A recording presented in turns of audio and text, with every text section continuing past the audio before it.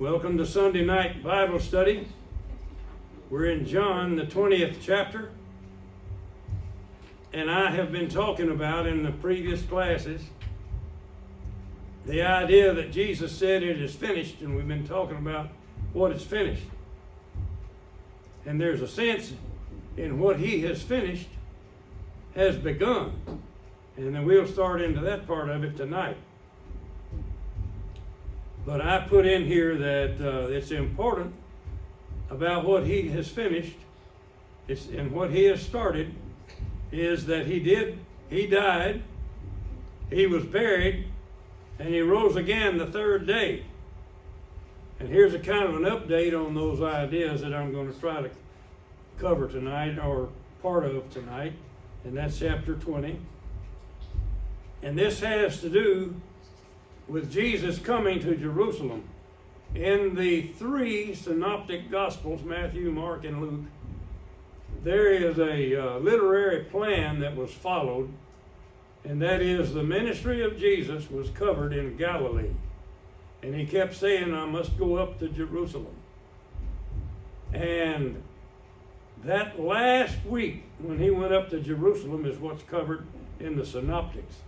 In John, and only in John, can you know that Jesus went up to Jerusalem between 3 and 4 years, back and forth at the feasts. And so, when I put that headline up there, Jesus comes to Jerusalem, I'm following the idea that he spent his ministry on this earth, and then he came to Jerusalem, and we had this final week. In the Sunday school lesson that I taught this morning in John, was it the 18th chapter? Yes. I actually dipped back into the 17th and reminded everybody that after the Lord's Supper, and we had the Lord's Supper in this church today, after the Lord's Supper and before they dismissed, Jesus, according to John, prayed a prayer that some people call the Lord's Prayer. That little short prayer about our Father who art in heaven, that is called the model prayer. The Lord's Prayer is John chapter 17, where he prayed for his disciples. And the thing that I noticed strongly is that he prayed that we would all be one. And apparently that is the hardest thing for human beings to achieve, is to get together and stay together on anything over time. And so what he started was the togetherness of the church, but he also meant for it to scatter over the face of the earth. He gave them a commission to go over the face of the earth and spread the gospel. And so it's important that we start at Jerusalem, and I'm going to show you some pictures of Jerusalem then and now. But Jesus died, he was buried, and I'm not going to quote Paul about this last line right here. Paul says, and that he rose again the third day according to the scriptures. And I'm going to point out that he arose from the grave the third day. And in John, he doesn't talk about the third day. He talks about the first day of the week. You will see that as we go. But the next thing that happened was that he appeared to the disciples. Now, most people define the disciples as the 12. And of course, we know that even the 12 could not be 12. By the time this happened, there was 11 of them. And one of them had betrayed Jesus. But when I say that he appeared to the disciples, I'm putting the women in that. And John made sure, Luke made sure, and the others really made sure that the women weren't left out of this story about who was appeared to. And there's some differences here. But the idea is that these things happen in Jerusalem, and that makes Jerusalem a very important place, both biblically and in world history. And one thing that I want to emphasize as we go and that's the word shalom. And the theologians have written about that in a lot. And there's no other word that conveys the same total idea as the word shalom. It doesn't mean just have a good trip or vaya con Dios, as they say it in Spanish. It means peace of all kinds. Peace in the world, peace in your family, peace in your life, and peace in your soul. That gets pretty deep right there. It's not just a surface thing. And I intend to bring that out as I go. But first, I'm going to show you some things about Jerusalem. Before I get into the pictures, I will read you an Old Testament story about the Philistines who stripped the bodies of those that they killed in battle, and compare that with how the body of Jesus was treated. I think this is an important piece of information. 1 Samuel 31:8, and you may remember that in some classes back I tied Samuel's birthplace and his mother's statements with the actions of Joseph of Arimathea, who was from that town, in my opinion. Arimathea is the same town where Samuel was born, in my opinion. The next day, when the Philistines came to strip the slain, they found Saul and his 3 sons fallen on Mount Gilboa. So they cut off his head and stripped off his armor and sent messengers throughout the land of the Philistines to carry the good news to the house of their idols and to the people. You might as well say to the houses of their gods. They put his armor in the temple of Ashtaroth, and they fastened his body to the wall of Bethshan. And so compare that with what I'm fixing to tell you about how the Jews handled the bodies of the dead with reverence. 1 Samuel 31:11, the next verse. But when the inhabitants of Jabesh Gilead heard what the Philistines had done to Saul, all the valiant men arose and went all night and took the body of Saul and the bodies of his sons from the wall of Bethshan.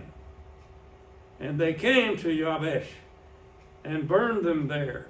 And they took their bones and buried them under the tamarisk tree in Jabesh and fasted 7 days. There's a message in that I want you to remember when you read about Joseph of Arimathea and Nicodemus handling the body of Jesus. John 19:38. After these things, Joseph of Arimathea, who was a disciple of Jesus, but secretly for fear of the Jews, asked Pilate that he might take away the body of Jesus, and Pilate gave him permission. So he came and took away his body. Nicodemus also, who earlier had come to Jesus by night, came bringing a mixture of myrrh and aloes, about 75 pounds in weight. So they took the body of Jesus and bound it in linen cloths with the spices, as is the burial custom of the Jews. Now in the place where he was crucified there was a garden, and in the garden a new tomb in which no one had yet been laid. So because of the Jewish day of preparation, since the tomb was close at hand, they laid Jesus there. Now in previous classes, I have covered all these details. And I've talked about how the care that they had and the rules that they were under. I read you from the Mishnah in last week's class how There's a way that they could tie the body, and there's a way that they could not move it this way and that way, and they had to lay it out a certain way. And they used those spices both to wrap the body and to lay the body upon on a bed of those spices, like a bed of sand, as they did in the desert. And it talks about where in the place, I'll read it, verse 41, in the place where he was crucified, there was a garden.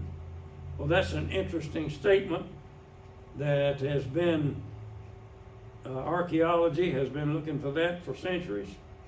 As long as there's been archaeology, they've been looking for it. And I'll talk about that. This is Gordon's Calvary. This is not the place where tradition says that it happened. This is a place that General Gordon, over 150 years ago, happened to be in Jerusalem, and he looked out across the wall of the city, across the street, and over there was this place right here that looked like a skull. And so he wrote a book that included that information, and it caught hold in England, and they couldn't, it's my understanding that they were not able to buy this territory because that is a Muslim cemetery up there on top.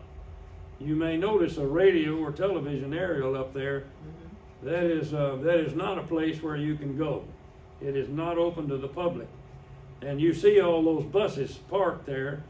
Well, I told you that I found that place sitting in that bus station right there on a bench waiting for a bus, and I just turned around and voila, there it was, looking me stare in the face. Well, I made a picture of it. This is not my picture. But that brings up the question, where was this tomb that Jesus was buried in? John, the 20th chapter, in the first verse, talks about that tomb. It says, early on the first day of the week, while it was still dark, Mary Magdalene went to the tomb and saw that the stone had been removed from the entrance. Now that is a very brief way of saying things that the other Gospels talked about in some detail. In the other Gospels, you'll find that there were 4 women, and Mary Magdalene went there, and John just says that Mary Magdalene, he's talking about her, he's focusing this report on Mary Magdalene, and it says that she went to the tomb, and while it was still dark, and the other Gospels point out that when they got there it was daylight. So she goes to the tomb and sees that the stone has been removed from the entrance. Now, what does remove mean? Well, some people say, well, it means that it was rolled back. And others say it was lifted plumb off the thing and laid flat on the ground. And that's why you have one report of an angel sitting on it. Well, where was the tomb? Well, right adjacent to Gordon's Calvary, there's a garden. And in that garden is a tomb. And that's a picture of the tomb. And you can see that it was a garden. It still is. And I could show you various pictures that prove it was a garden. For one thing, what a garden was probably a place that had a wine press where they could press the olive and the grapes and gather the juice and have olive oil and make wine out of the grape juice. And so there was a press, and there's one near this tomb in that garden. I can show you a picture of it. I'm not going to do it for the press of time. But there you are. That is a tomb that's there. And the Church of England bought that place in response to General Gordon's writings. And they still own it today, and you can go there. And if you want to be in on a real worship service, try that one. This is a picture of Jerusalem that was that I recognized from the time that I was there, and that's 40 years ago. And I'll show you what I mean to emphasize about this picture.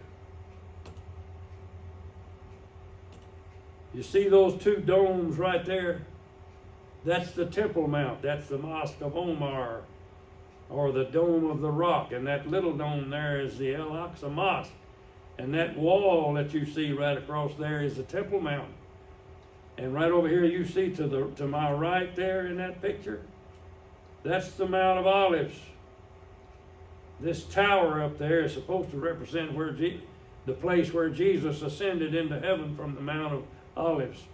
I doubt very seriously that anybody knows the exact place, but we do know it's the Mount of Olives, so that's close enough.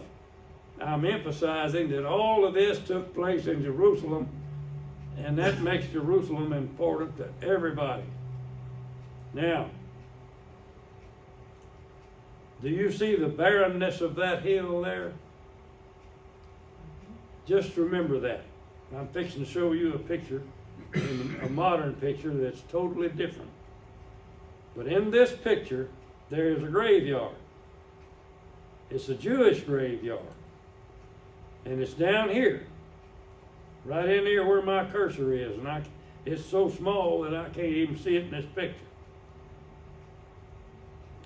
But I'm going to show you the changes that have been made about that.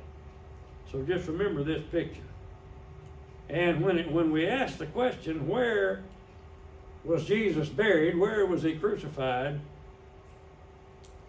In the 4th century, Constantine sent his mother, Helena, to Jerusalem to find out just exactly where Jesus was crucified and where he was buried and where the shrines are that exist today. And so in the 4th century, they had to make up their mind about some things. And so I'm going to show you. Can you see something right up through there where my cursor is? Can you all tell that well enough? There's something silver looking up there. Well, that's the dome of the Church of the Holy Sepulchre, they call it. It's got other names.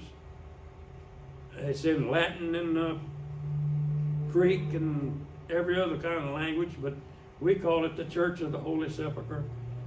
And this is where Helena and her Roman people, along with the Bishop of Caesarea, decided that that's the place. And so there's a church there today, and I'm going to show you pictures of that. And the other place, you see where the cursor is now? You see those trees up there in the distance? That's where the garden tomb is, in those trees.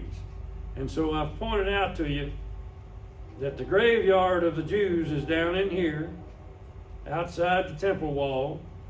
There's the temple.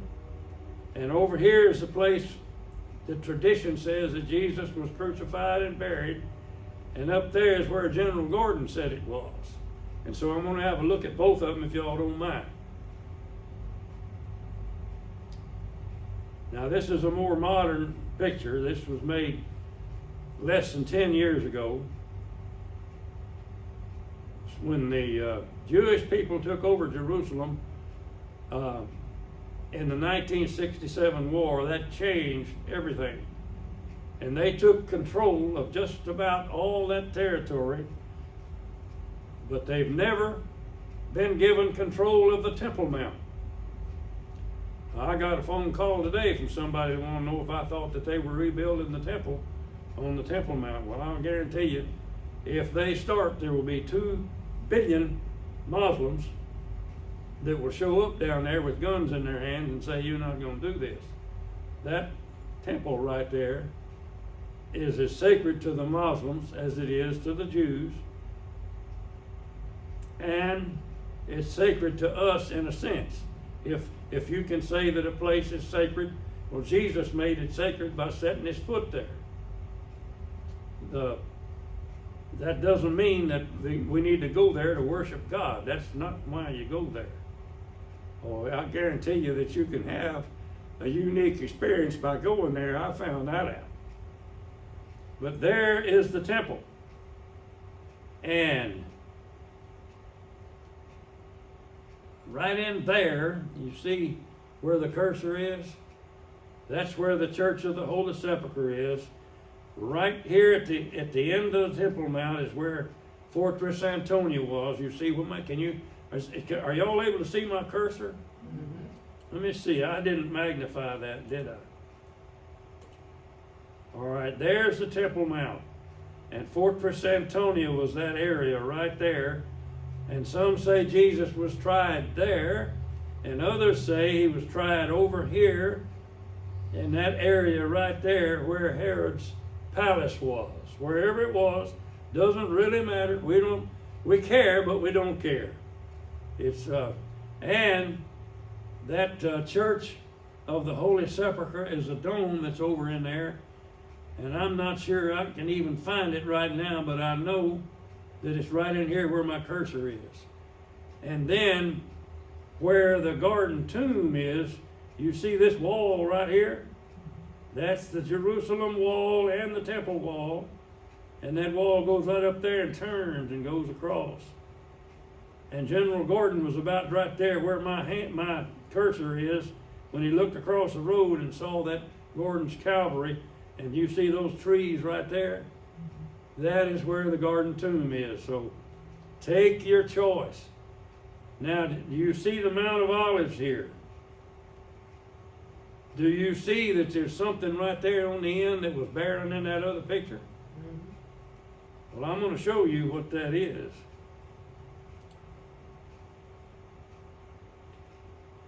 But first, let's see. I'm going to go back here and show you something. In this picture also is the Old Testament. You see that territory out there? That's the Old Testament history of the Jews out there. That's the importance of Jerusalem from one standpoint.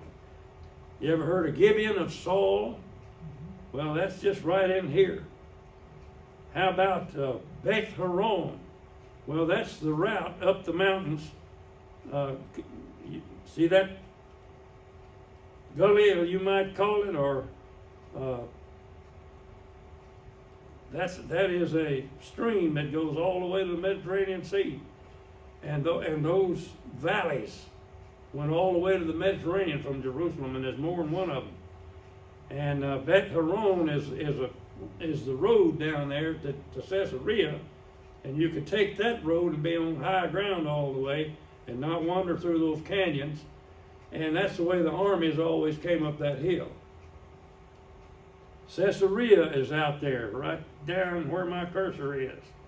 Tel Aviv is right down there. And when you stand at Arimathea, you're on the lower part of those mountains and hills. And you can look right down there to the water and see Tel Aviv in the distance. That's where Arimathea is. Well, that's right there in the distance. And Emmaus, Emmaus is going to pop up in John later, and I won't get to it tonight. But on the trip to Emmaus, in that conversation, there is an explanation of what's going on from Jesus to clarify to those that didn't understand. And so the road to Emmaus and the conversation that took place is an important part. And I put that word, shalom, you remember that I put it on that cover? That word pops up, and I'm going to show you that in due time. But first I'm going to show you all this. Here's the road to Emmaus where I went, and this is Gibeon of Saul. And I was looking around to see what I could see, and these two characters ran out there, and they saw that I was an American, and they insisted that I come in their house, and they gave me this little old cup of coffee that was the strongest stuff I ever touched in my life. You could spread it on bread. It was better than Louisiana coffee as far as, you could float a nail in it. But anyway, their message was that they wanted to come to America. Everybody I met over there wants to come to America. And so I had a missionary son with me that took this picture. And lo and behold, when I get to looking at this picture, he blocked out something that I wanted in the picture. You see that high ground back there in that crack right there? Yeah. See, there's some buildings up there. That's Nabi Samuel. That's supposed to be the tomb of Samuel up there. It's a church. Anyway, I tried to get it all. You can't get it all. You can't have your cake and eat it too, can you? All right, here's another picture that I think Dr. Brown took this picture of our class. He was one of our instructors. That's my cursor's on Dr. Ward right there, who was really the professor of this class. And here we are on the Mount of Olives, and you can see the graveyard. I think I was told that's a Muslim graveyard there. Right under the temple wall. Everybody seems to have wanted to be buried near the temple wall. The Muslims say that this is that El-Aqsa Mosque. You see it where my cursor is? That is where Muhammad mounted his winged horse and rode off to heaven, and that's where he's expected to come back. You see that walled up gate right down there? That's the Golden Gate, and they've walled it up because the Jews say when the Messiah comes back, he's going to walk through that gate. And so they walled it up to keep him out. Did they ever do it? You reckon it'll work? Nope. Well, anyway, you can see this is the Mount of Olives, and there's the graveyards, and there's the wall, and there's the Dome of the Rock. Now, that Dome of the Rock is sacred to both the Muslims and the Jews because that's supposed to be where Abraham came to sacrifice his son. The Jews say it was Isaac. The Muslims say it was the other son. The Jews lied. Only World War III or the coming of the Lord will solve that argument. I hope it's not World War III. If you want to know why they're not rebuilding the temple on that mount, it's because they don't want to start World War III. And I guarantee you that if I was in Jerusalem and said those words, they'd know what I was talking about. They all are aware. Now, this is an 1858 map of Jerusalem and the Mount of Olives in the graveyard. This was considered the most accurate map at the time it had ever been drawn. I think it was surveyed, and I don't really know who did this, but you see where my cursor is there? That's the Jewish graveyard, right there. Those others I showed you in the picture. This is the temple. You see where the cursor is there? That's the corner of the temple. That right there is supposed to be the corner of the temple where the devil took Jesus to tempt him to jump off. That's supposed to be it. And those graves I showed you in the picture were right there. We were standing right up here when that picture that I just showed you. And those graves are down here, and there's 40 or 50 of them. That's the way it was back in 1858, okay? That's the way it is today. Or at least that's the way it was about 10 years ago. 10 years ago, there were between 70 and 150,000 graves right there. They don't really know how many. Y'all want to try to count that?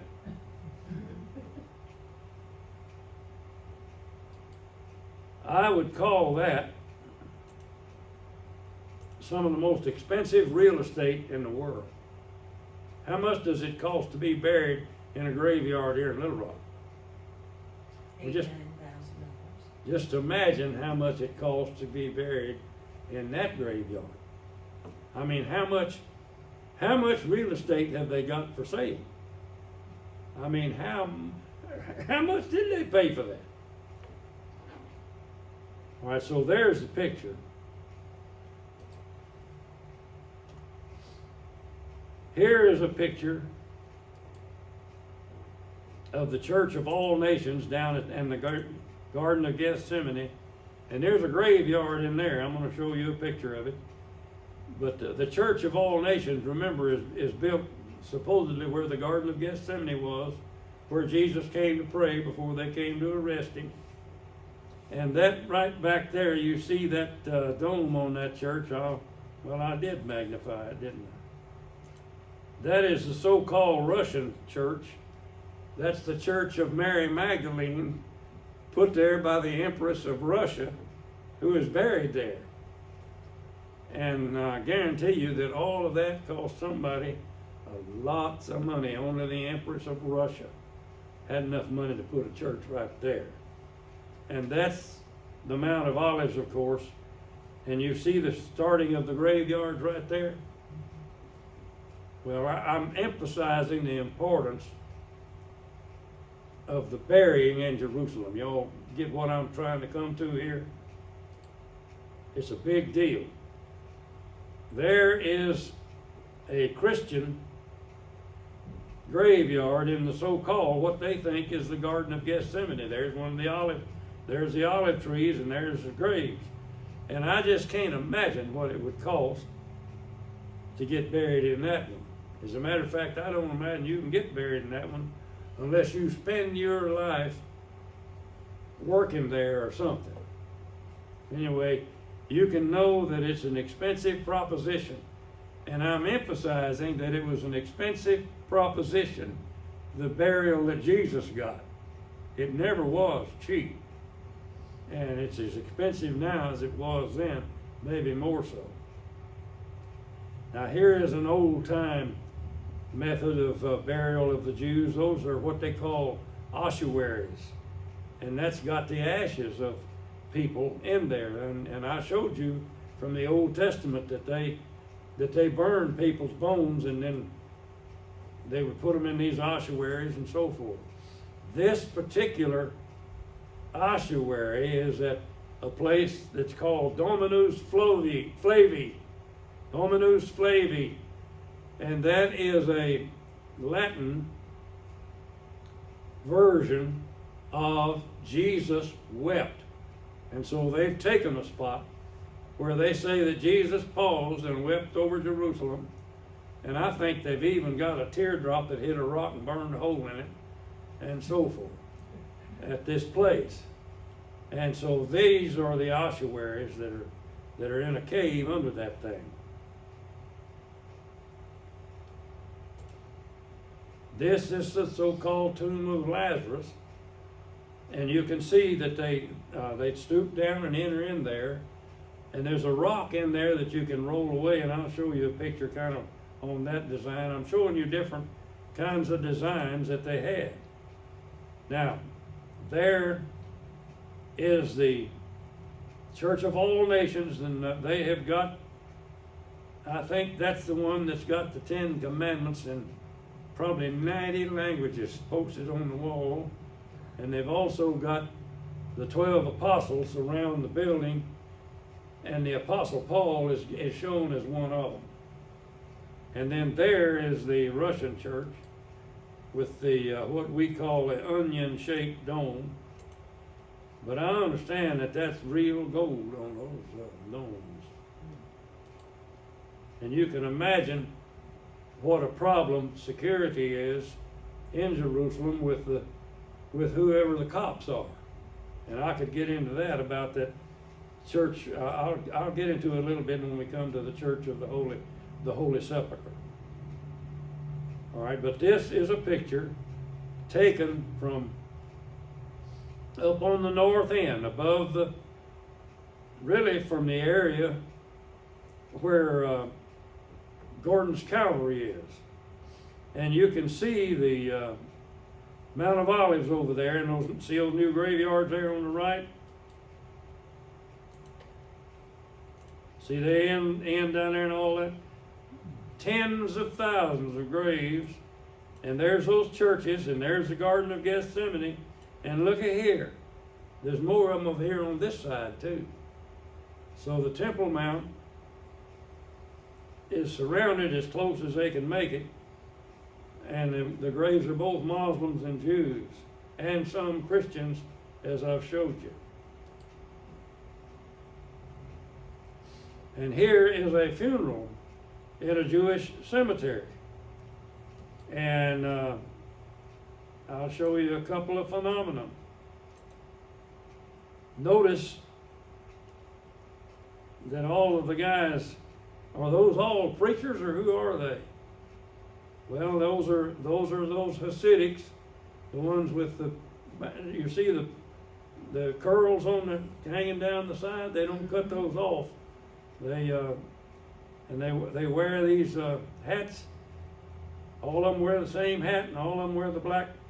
And the men do the funeral. But now, what's this right here? That looks like a woman to me. And she's got some kind of a shopping bag. Now, I don't know I haven't studied their methods, but that's an interesting little picture right there. Are women not allowed to go to funerals? Well, there's none in that picture with those guys except out there, right there. And I take it that the funeral's over is why she's coming. Oh, okay. I don't know. Don't think that I gave you a scholarly answer on that one. All right, here we are back at the Mount of Olives. And who knows how much money and how many people's bones are wrapped up in that picture right there. It's just almost beyond belief.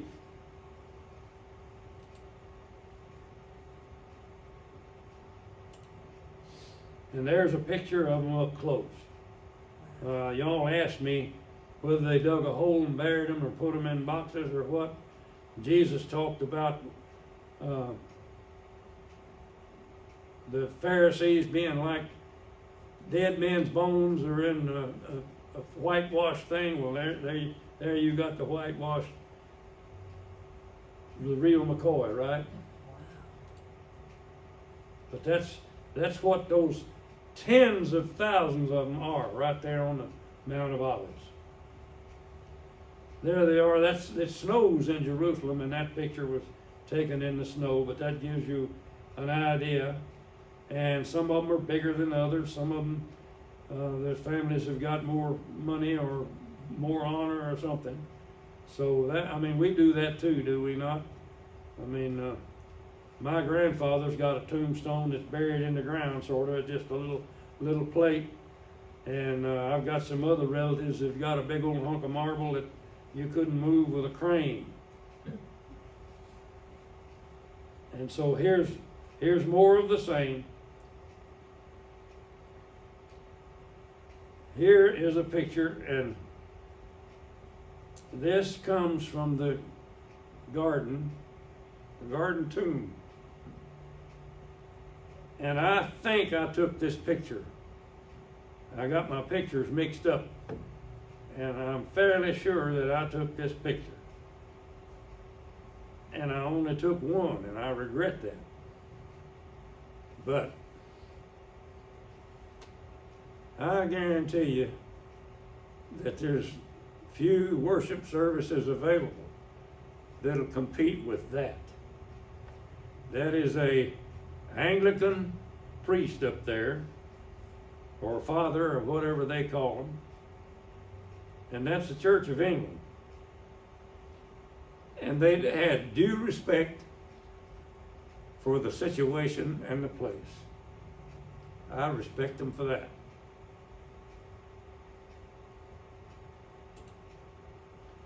Now, here is the other place. You see the two domes in the center of the picture. Well, since the Emperor of Rome, Constantine, sent his mother there to identify that place, there have been wars and rumors of wars ever since. And I don't know how many times Jerusalem has changed hands. And Christianity has tried to maintain ownership of that building the whole time. And you can know that some deals had to be made and some compromises had to be made. And that building's been subject to earthquakes. It's been subject to It had more than one fire that burned it out inside. And it's been torn down a time or two. In about the 2nd century, one of the Roman emperors decided that he was going to do away with any Christian shrine to Jesus and to erect the shrine to his God. So they dug the ground up right there where that church is, before it was ever there. They dug that ground up and put a temple to one of their gods there, and that had to be torn down to build this church. And there's a long story about that, and I won't try to get in it, but I'm just going to tell you that that's an ancient church, and it has this unbelievable tear down, build up, tear down, conquer, change hands, fight, and what all, and what we got is what we got. And it's not the best representation of the place of the true cross that the world can think of, but that's what we got, and that's all we can get in history without causing another war. And there's people that'll fight one over that place right there and have in the past. And this is a kind of a drawing to tell you what that is. Do you see the yellow there? Of course you can see it, but take note of the yellow. They say that that is what that place looked like before they put the church there and before the excavations were done to put first the heathen temple there, the temple to the, I forget which god it was, and then they came along and tore that out and built this, and so all of that material there was taken out. And you see that where my cursor is? That shows a cave.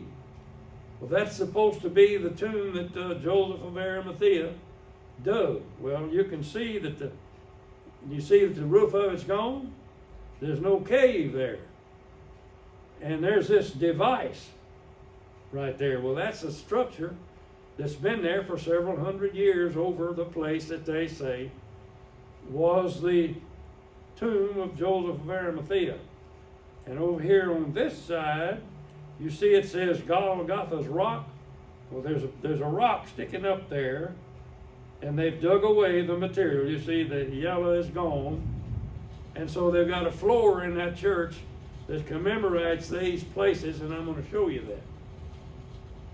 But it is compared to the garden tomb in that Calvary over there. It's hard to picture the reality. The picture of reality is up there at the garden tomb. This right here, the archaeologists say that this is really the place. And I've know Baptist scholars that go right along with it and say, yeah, that's the place. It just doesn't look like it. Well, it sure doesn't. Here is an artwork in there, and this shows you that some of what's happened over time. You turn the artist loose and tell them to paint a picture of a certain thing, and their imagination will enable them to come up with something. Now, this is supposed to be the anointing of Jesus. And so you see all these women standing right there, almost looking over the men's shoulders to see how that's done. And I think I showed you how the Hasidics did it, and they weren't quite that close. Does that make sense? And so the artist didn't know all that. And then you see these halos. Well, I'm not sure exactly who those halos are about, but I wonder if that's supposed to be St. Peter there, and that's supposed to be John over there, and this is supposed to be Mary down here that are anointing Jesus. I don't know. But anyway, there's an awful lot, when Jesus prayed in that Sunday school lesson I mentioned this morning about 17th chapter of John, he prayed that we would be as one. Well, I'll guarantee you we're not as one on how this was done. And that artwork's different than how I think it was done anyway. And so here is the burying. And so you've got all these haloed people, these saints, carrying the body wrapped in a shroud, and his head is not wrapped up. His head is showing. Well, according to the custom, you know, I read y'all out of the mission last week about how there was a way to wrap the head, and you weren't supposed to mess with the jaw unless there was a danger of it falling more open than it already was, and you tie the jaw up and all of that. This, I think, well, that does show that there's a halo around Jesus' head too, doesn't it? All right, so there's a halo over there too. So there's all kind of halos in this ark. And the thing about it is that this is the place where the whole world is shown by 7 or 8 different, the heads and the organization of some of the big religions in the world. This is what people are shown. Here is the way that the stone of anointing is done. And this picture is interesting to me. There's a lot of stuff that interests me that just bores other people to death. But I'll call attention to a thing or two. That slab right there is a slab that they have made to cover the stone of anointing. I don't think anybody believes that slab right there was present where they anointed Jesus Christ's body. But anyway, you see that woman there, she is totally absorbed with it. She's either touching it or kissing it. I don't know which. And she is worshiping there as if that's the real thing. Well, I'm not against it. I worship myself. But I guarantee you I didn't kiss any rocks. But here is a woman that is touching that. And people that go to Jerusalem on these pilgrimages as they want to take something home. And I touch that. And here are some other people that are standing off back. I'm not going to touch that thing. I don't want to get struck by lightning. You know, this business about being afraid of angels, well, there's some people that are afraid of that. And I'm really amused by this picture right up here. Y'all see that? They're not even down there on the floor with it. Well, anyway, I can make fun of a lot of stuff. And I don't mean to make fun of that. I just find it interesting, the different responses that people have to these things. And so there is the anointing stone and the lamps that hung above it. And I don't know what it would cost you to have your lamp hung there. I mean, can you imagine what it would cost? I don't know. And I don't know how long somebody's lamp stays there before they put somebody else's. All right, here is a service at the place of crucifixion. Now, this is not the anointing stone. This is supposed to be the actual tomb. And they're standing outside. Do you see they've got a painting there?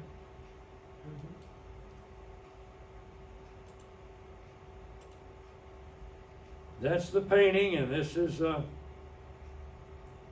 don't know who that is, but Jesus is not covered up there. They laid him out, and the truth of the matter is that when they got him, he was naked as a jaybird. I mean, we know that. And you can't really hide it. That's part of the scandal that Jesus suffered, is the way that crucifixion is so cruel and so heartless and so forth. And notice here the racial makeup of all these people.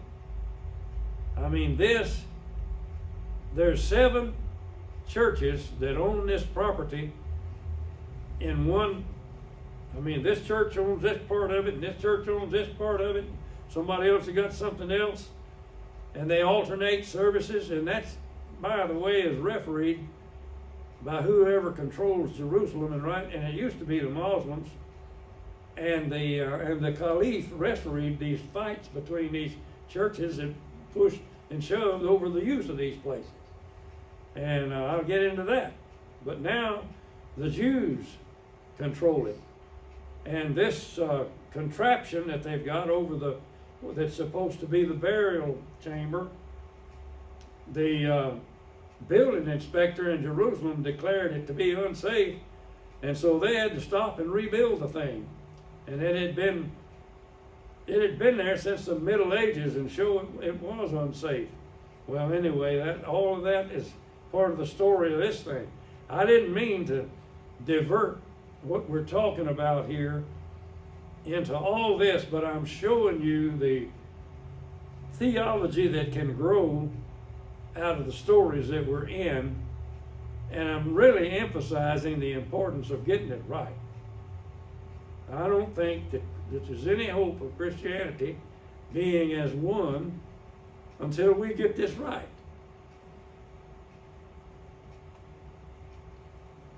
There's the Church of the Holy Sepulchre, the altar at Golgotha's Rock. And what in the world it would take for me to be represented there, I can't imagine. But I'm not the kind of a guy that was well impressed with all of that. I mean, there's people that would give their right arm to die right there and be buried right there. There's another view of and by the way,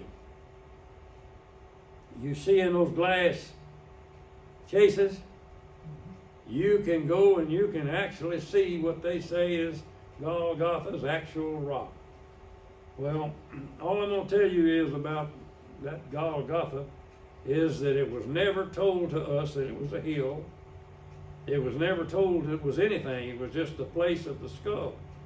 And I know of some theologians that claim that the only reason it was called the place of the skull is because they left people hanging on those crosses where it was, and the skulls were laying around on the ground, so it was called the place of the skull, and it hadn't got a thing in the world to do with the hill. Well, you know, we sing about the hill of Calvary and so forth. Well, be careful what you get into when you worship. I think we need to be careful how we portray things and how we say things and what we do and the demonstrations that we put on and the rituals that we will participate in. These rituals here, I saw, and I was impressed with one or two, not because of the ritual, but because of the dedication of the people that I saw that had spent their lives doing that. That impressed me.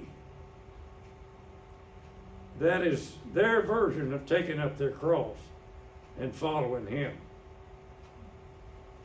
This is I guess it's the edicule. And this is the structure over the tomb.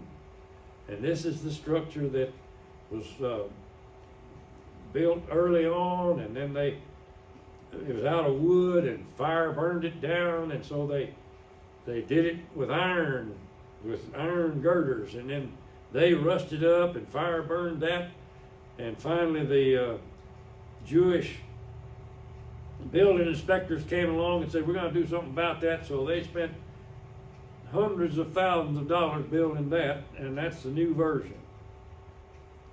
And that's supposed to be the tomb of Joseph of Arimathea. There it is. It's a big thing. And who they'll let go in there, I can't imagine. This is a picture that was taken in the 1870s of people going in there in that church. That's an ancient thing. I told you the stonework's been there for these hundreds and hundreds of years. Nobody knows exactly just how old some of that is, because some of it was torn down during this earthquake and rebuilt, and some of it was torn down in the war, and on this goes. But anyway, take a look at these people. I notice that there's nobody in that picture that's wearing a suit and tie. And in the 1870s, there was no such thing as a jet plane where you could just get on a jet plane and fly over it there and make yourself a trip and go. These people had to hoof it to get there.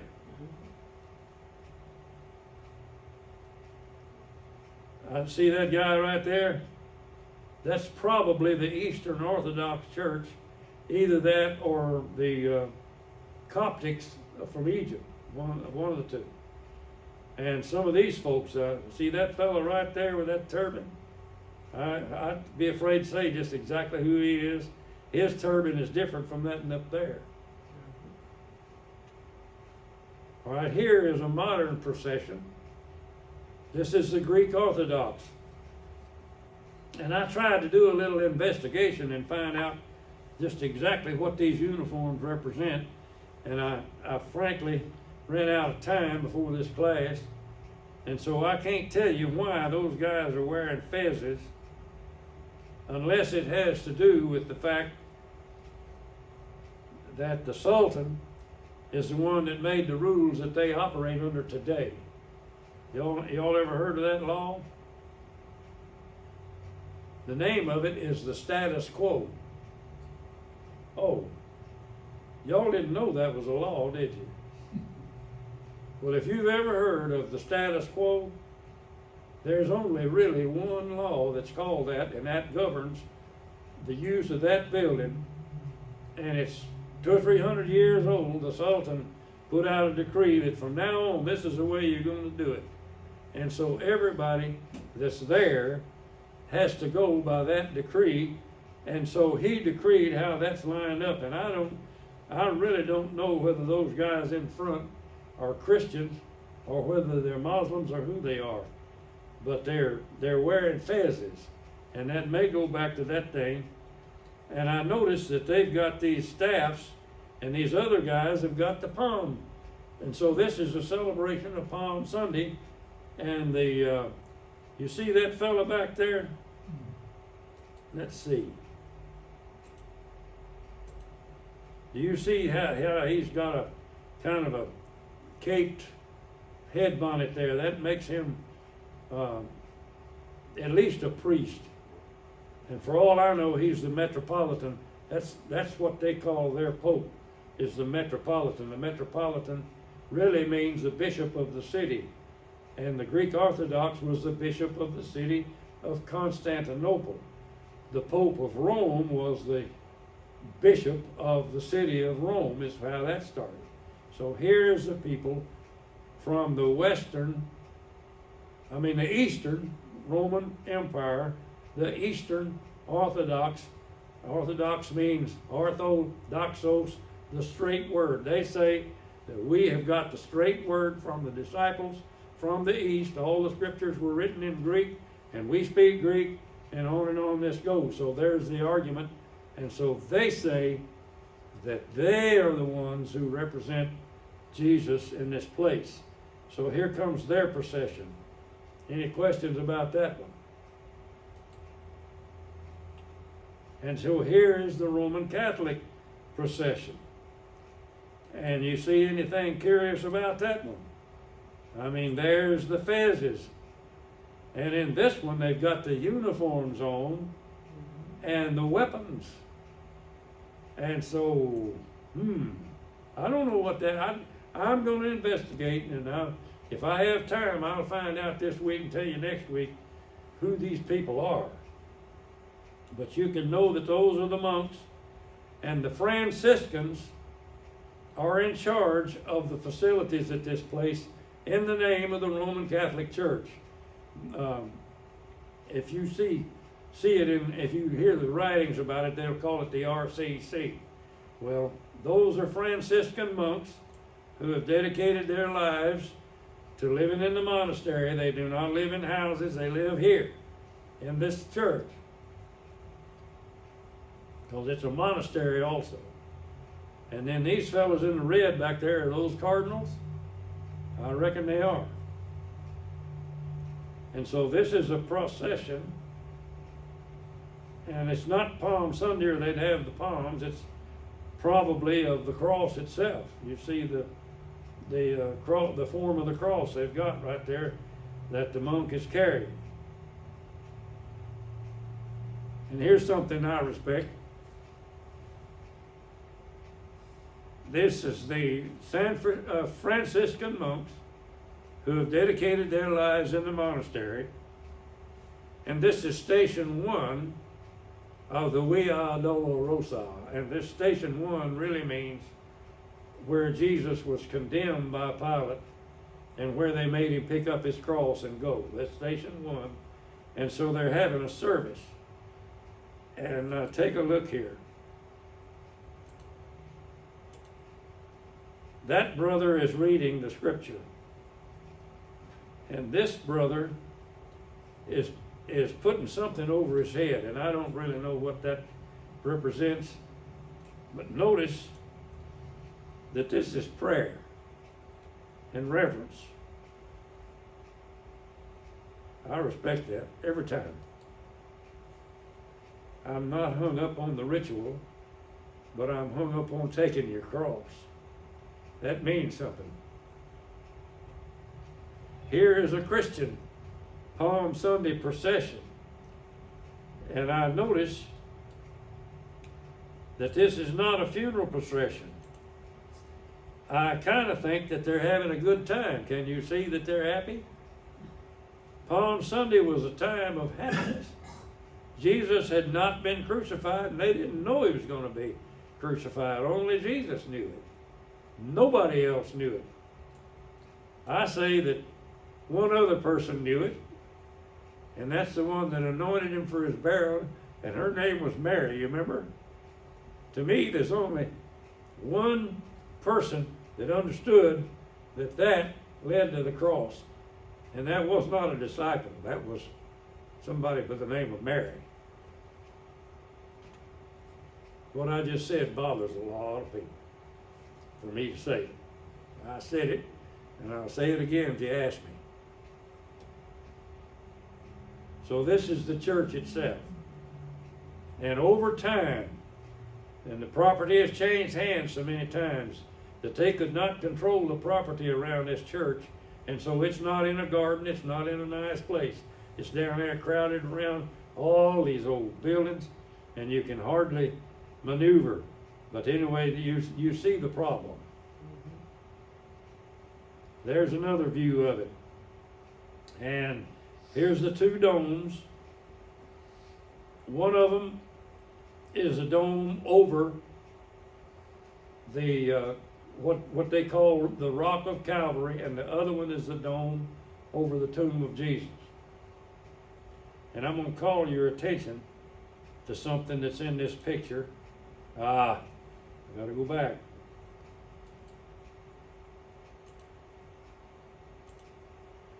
You see a ladder right there? That's probably the most famous ladder in the world. And I'm not joking. And I'll tell you why in a minute.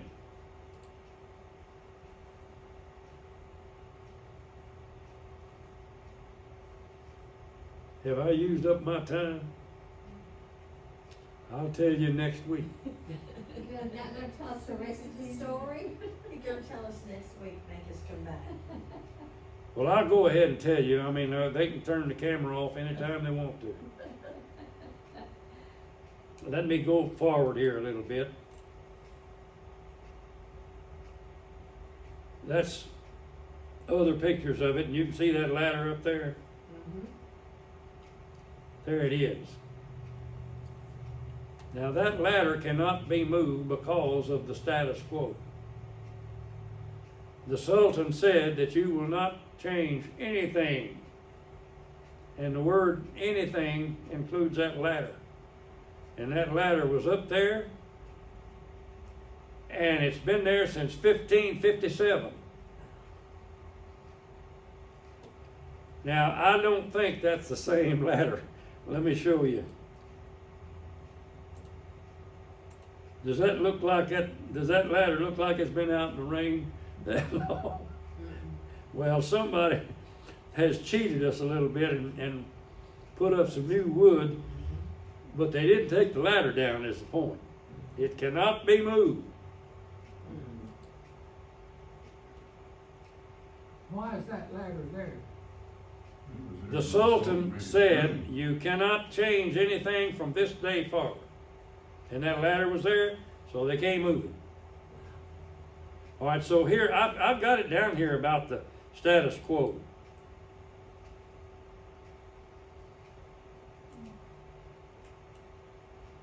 The decree of the Sultan, no authority can be changed. All these churches that are in there, they've got their little place, and they can operate in their area, and they can only get in the other guy's area with permission. And I will tell you that in history, there have been some big fist fights over the places. That's why the Sultan made this rule. No possessions can be changed. No constructions can be changed. Nothing can be changed. And this agreement governs all Christian shrines, both in Jerusalem and in Bethlehem and some other places. Kim, I'll call you back. And the Franciscans are the ones that represent the Roman Catholic Church. Right. And there's 4 stations of the Via Dolorosa inside the church. And I think there's either 9 or 10 stations. I didn't trouble myself to go through the stations. But here is a list of the churches. You got the Roman Catholic Church, the Greek Orthodox, the Armenian Apostolic, the Coptic. Actually, the 3 main churches, I think, are the Roman Catholic, the Greek Orthodox, and the Coptics. And the rest of them are got a smaller presence. But there's the Syriac, which started in Syria, and then the Ethiopian Orthodox. You know, there are Ethiopian Jews and there are Ethiopian Christians, and a lot of Ethiopian Christians. And their church has got a stake in this. Who's the Sultan and why does he have that kind of power? The Muslims captured Jerusalem starting with after the Crusaders. Salah ad-Din or Saladin captured Jerusalem in the 10th century or about the 11th. And the Muslims have really owned it more or less since then until General Allenby walked in 1917 and the British had it, and then the British turned it over to the Jews on the Balfour Declaration, and that's when the Jews took over the Holy Land. And then in the 1967 war, the Jews took over all of Jerusalem, and for the first time in over 1,000 years, they owned the property, and they could have wiped out Christianity in that church. But the rule of the Sultan still stands. Isn't the Sultan the head man of? He's the head man of the Muslims in Jerusalem. Yeah. He's the governor.